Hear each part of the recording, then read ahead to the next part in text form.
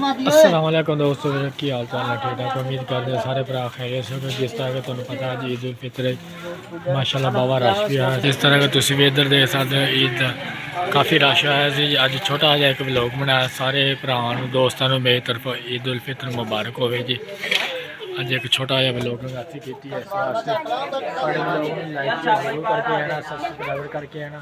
अज का new vlog start किया सारे भरावां ईद मुबारक मेरी तरफ। देख भी सकते हो तुम रश भी देख सकते साढ़े पिंड दी रौनकां ने तुम चेक कर सकते हो। माशाल्लाह दुकान पर भी रश वाहवा लग्या सी जी। इधर भी तुम्हें असं रश दिखाने क्योंकि अज का न्यू व्लॉग स्टार्ट किया है। सारा मेरी तरफ ईद मुबारक होवे जी। अज का व्लॉग इस वास्ते बनाया है कि यार सारे मुसलमानों मेरी तरफ ईद मुबारक होवे जी।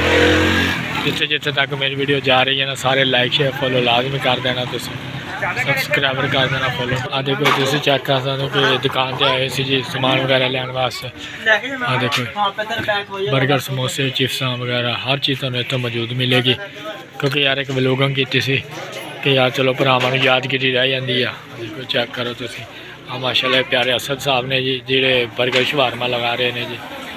तुम देख भी सकते हो, इधर भी देख सकते हो तुम बच्चे आते जा रहे सारे चेक करो। तुम इधर अंदर भी माशाल्लाह देख सकते हो।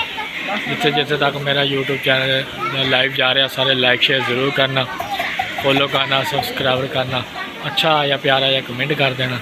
तुम देख भी सकते हो कि ईद उल फितर मुबारक हो सारे भरावां नूं। चकला चकला तू चकला पैसे ना दे दो,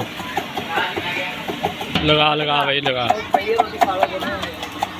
लगा लगा बर्गर लगा यार। तुम पता माशाल्लाह आर्डर आए हुए हैं अज ईद का देना, तुम पता ही है रश भी साढ़े को काफ़ी आया है। आप भाई असद साहब जो कि बर्गर लगाने वाले ने जी साढ़े को मौजूद ने इस टाइम। इन्होंने भी लोग भी तुम्हें दिखा देना। मेरे यूट्यूब चैनल तुम लाइक शेयर ज़रूर फॉलो करके जाया करो, सब्सक्राइबर करके जाया करो, अच्छे अच्छे कमेंट। चलो मेरे तरफ सारे भरावां नूं लाभ हो गया जी। YouTube channel like share follow subscribe लाजमी करके जाए, शुक्रिया हो गया सारे भरावां।